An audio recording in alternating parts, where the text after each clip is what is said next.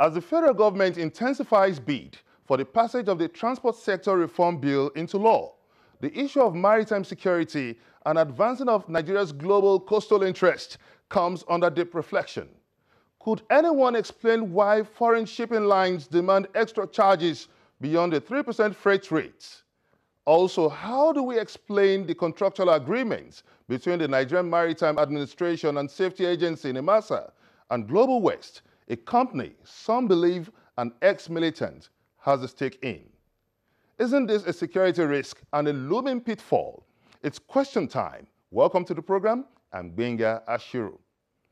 You may also join in this conversation by sending us a comment on our various social media platforms showing on your screen. In a bid to set the record straight on the federal government plans to reform Nigeria's maritime sector, Channels TV crew was at the NIMASA headquarters in Lagos, where we had a chat with the Director General, Dr. Peterside. Join us in this exclusive interview. We have made a lot of progress in reforming and repositioning the agency. We realize that the maritime industry is at the heart of global commerce. 90% of global commerce is conducted via seaborne trade. And if that is the truth, if we must advance our global economic interests, then we must ensure that we'll get the maritime industry right and precisely the regulation of the industry. And in realization of that piece of fact, we've put a lot of things in place. One is that we are restructuring, reforming, and repositioning the agency. What does it mean to restructure the agency? Recall that NIMASA is a fusion of two earlier agencies of government, Nigerian Maritime Administration and JOMALIC. Now, we inherited an additional mandate when the Cabotage Act was passed by the National Assembly in 2003. Yet, we've been running with the structure of the Nigerian Maritime Authority, and that's been limiting in itself. We have decided, in consultation with our consultants, to restructure the way we are structured to do our work in NIMASA. We're trying to devolve more powers to the zones, which are the operational centers where this work most of our work takes place. Again, the other thing we're trying to do is to enhance the efficiency and effectiveness in the conduct of our business. Apart from that, we're strategically positioned. We are at the epicenter between West and Central Africa, so we are strategically located. But all of this we have not taken advantage of. And the repositioning process entails that we take advantage of this natural position that we have and the other potentials we have and maximize the benefit of having an 857 kilometer of coastline and become a global voice in the maritime industry. And by that way, we advance our economic interests, taking advantage of our location. Let's look at the modular floating dockyard, which is expected to be the 5th largest in Africa. It's on record that this project was awarded in 2013 and then started work on 2014. And after that, there was an initial period of stagnation until this administration dusted it from the shelf. Could you give us an assurance that this would meet the 2017 deadline? Yes, you're right, that the program was initiated, or the project was initiated in 2013. Ultimately, I think the contract was awarded early 2014, and they commenced work. The leadership transition affected the pace of work with the modular floating dockyard. And so they couldn't continue because they needed NIMASA to inspect and certify some aspects of the work before they can continue. But we've broken their genes. We visited the shipyard with our professionals and classification society. And I think a lot of certification has been done, and they've gotten a go-ahead to proceed. We have firm commitment that in 12 months, they'll be able to deliver the modular floating dockyard. And I'm happy to put on record that at the time we visited, they had done over 60% of the work. They've literally completed the physical structure. What was left was the electromechanical aspect of the job and some interior work to be done. I'm proud to say it's going to be the 5th largest floating dock yard in Africa, after the one we have in South Africa and in Namibia. And it's got capacity to dry dock a number of boats in country at every point in time. It's got some of the most high-tech facilities around in recent times. It's something truly that's going to be a point of reference in our continent. Let's look at the cost-benefit analysis of investing a $40 billion dockyard. How much do you think you can save in the immediate term? How much do you think this would generate? The value proposition of owning a dockyard is not about just what it will generate. It will generate money. If you come in terms of regular maintenance of vessels, you have many vessels that call at our ports, and I say minimum of 5,000 annually that call at our ports. And most of these vessels require that you do regular maintenance, or what you call dry docking and certification. They can call at our modular floating dockyards. Then you have a lot of cabotage vessels. So if in terms of money, we've done analysis, we've done comparative analysis. I can tell you that even in the first 5 to 10 years, it's broken even already. It will break even. And of course, continue to ride on that. But that's not for us the key value proposition. The key value proposition is that we're going to build ship repair capacity in country. We're going to save a lot of, or conserve foreign exchange that's right now expended in, even in our neighboring countries. A country like the Cameroon, Ghana, where they take our vessels to dry dock. You save that foreign exchange, you generate employment for several number of persons, and of course other advantages that come with having a dry dock in country. For us, that's the value proposition, not just about money. About money, I'm emphatic that in the first 5 to 10 years, we'll break even, we'll recover every fund we have spent building the floating dockyard. Let's look at the freight rate reforms, restructuring that you initiated recently. We have accusations from shippers that they are being charged extra cost for by the foreign airlines and also some local collaborators, which is beyond the 3% benchmark. So what are you doing about this?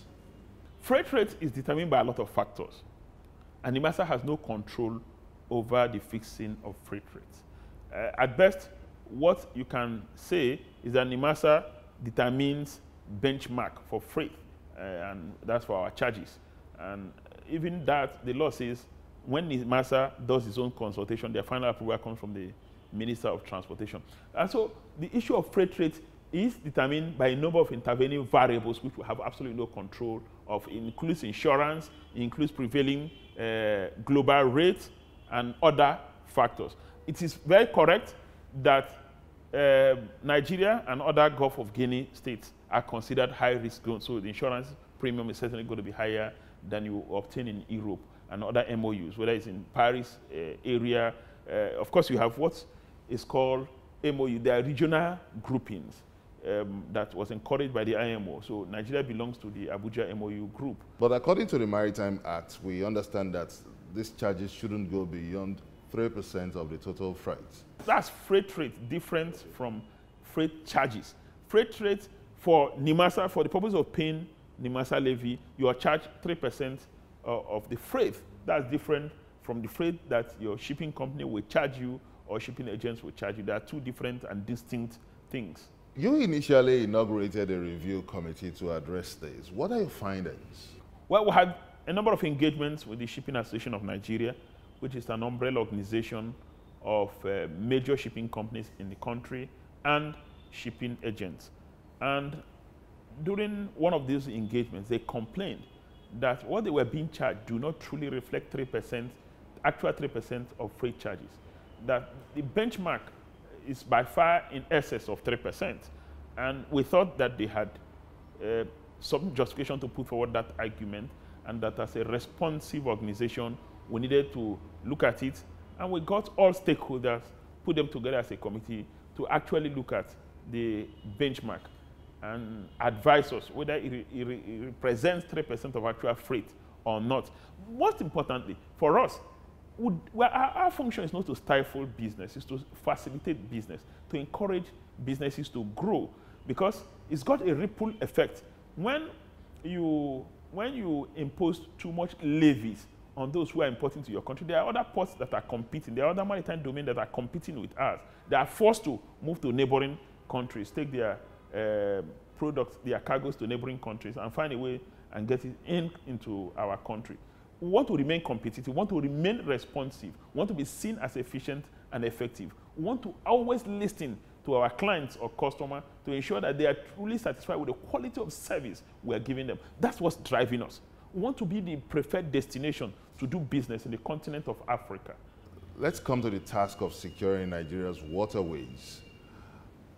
What plans are you coming up with in addressing this situation? Well, we're doing a lot. Recently, the president approved a new maritime security architecture for the country. We will unveil that very soon. But in the interim, we have taken a number of actions to ensure that we'll bring down the incidence of insecurity to its barest minimum. One of the things we have done is to work with our partners, precisely the Nigerian Navy, the Air Force, to ensure that we maintain regular presence within our maritime domain. The other one is that we've already set up a high-end maritime surveillance system where on a bird's eye view we can see all that is going on within our maritime domain. The Navy has its own Falcon Eye too, and we share information, exchange information. That way we can put a bird's eye view on everything that is going on around our maritime domain. In addition, we're also building up response capability so that if peradventure, even with all these measures we've put in place to deter criminal activities and pirates from operating within our maritime domain, if it ever happens, we're able to intercept them, and arrest them, stop them, and rescue persons who are caught in the web of all of those maritime crimes. But finally, you're also aware that we're pushing for an early passage of an anti-piracy bill. I'm happy to say we're likely going to be the first country in Africa to have a dedicated anti-piracy bill. Now, the anti-piracy bill is with the support of the United Nations Office of Crime and a few other United Nations agencies. For us, the objective is to have a comprehensive, all-encompassing framework in place to fight maritime crime, so that peradventure one occurs, we're able to intercept you, of course, and we can successfully prosecute you in the law courts. The way it works for us is that there shouldn't be incentive for people to commit crime on sea, for anybody to compromise safety of life, goods, and persons on sea. And rather, we should create a lot of disincentive to discourage people from attempting any of those criminal activities on our waterways or within our maritime domain. You already know that the Gulf of Guinea, the Gulf of Aden, and the Strait of Malacca comes under focus regularly when we talk about maritime crime, and it shouldn't be so. And that can be a bit discouraging and serves as some form of disincentive to business. In the past, we understand that NIMASA and the Nigerian Navy has been embroiled in some kind of controversy over control of securing the waterways. So whose statutory responsibility is it in securing Nigeria's waterways? Is it the Nigerian Navy or NIMASA? The Navy has primary responsibility for protecting the territorial integrity of our country by way of sea power. NIMASA has responsibility to ensure safety of vessels and merchant vessels and persons, as well as goods and services within our territorial waters. In today's parlance, it's called brown water and blue water. And so the roles are complementary. Navy doesn't have responsibility for securing merchant vessels. NIMASA does. But NIMASA also doesn't have the capability. It's not an armed organization. And so we must collaborate with Navy. We must work with each other. So it's not, the difference is the line is thin. So it's not about black or white. What extent are you going to ensure that there is an effective collaboration between NIMASA and the Nigerian Navy in securing Nigeria's waterways? We have an MOU, a Memorandum of Understanding, which says, listen, you need to cooperate with Navy. NIMASA, you need to cooperate with Navy. NIMASA provides logistics support.